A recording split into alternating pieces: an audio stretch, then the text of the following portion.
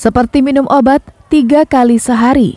Begitulah pemerintah Padang mengeluarkan aturan yang berbeda terkait proses belajar dan mengajar secara tatap muka. Awalnya pemerintah Padang mengeluarkan peraturan jika sekolah secara tatap muka akan dimulai pada 5 Oktober.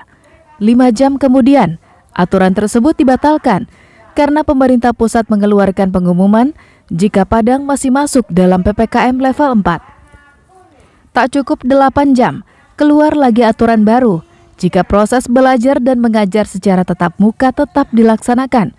Namun peserta didik datang ke sekolah dengan pakaian bebas, sehingga terkesan pelajar di Padang mentaati aturan yang dikeluarkan pemerintah pusat.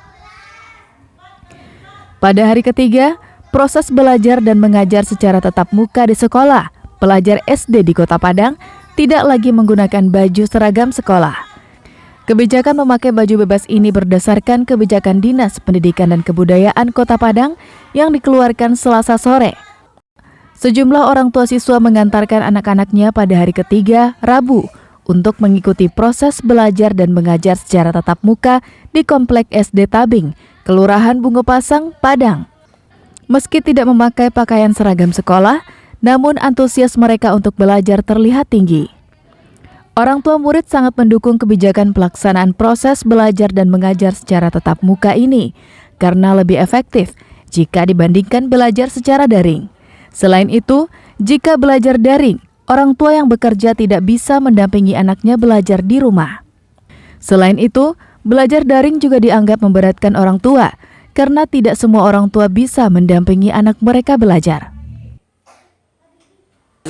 Walaupun anak sekolah memakai baju bebas, saya sangat setuju karena sangat mendukung proses belajar anak-anak di sekolah daripada daring di rumah.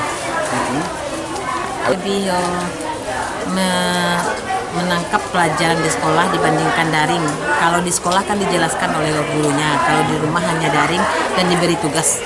Mulai jenuh, lagian dalam pembelajaran kapasitas orang tua untuk menerangkan itu kan beda-beda. Ada yang dengan bahasa yang halus, ada kadang orang tua ini dengan segala macam permasalahannya mengajarkan anak itu dengan yang katakanlah agak kasar gitu, agar anak ini cepat mengerti lah, hafalah, atau karena tuntutan ekonomi kan orang tua nggak semuanya di rumah gitu kan. Nah makanya dengan adanya ke sekolah kembali ya alhamdulillah lah kami senang gitu. Duka yang tatap muka dan pakai seragam sekolah. Ya, jadi kalau tatap muka kan anak-anak lebih maksimal mendapat pelajaran, Pak. Kalau misalnya daring, kebanyakan anak-anak itu dikasih pelajaran sama guru, ntar dikerjain, habis itu tengok yang lain gitu, Pak. Menurut Kepala SD Impres Tabing, proses belajar dan mengajar secara tatap muka dianggap efektif. Selain murid bisa bertanya kepada guru saat ada kendala, setiap pertemuan dengan murid akan menimbulkan rasa kedekatan emosional yang tinggi.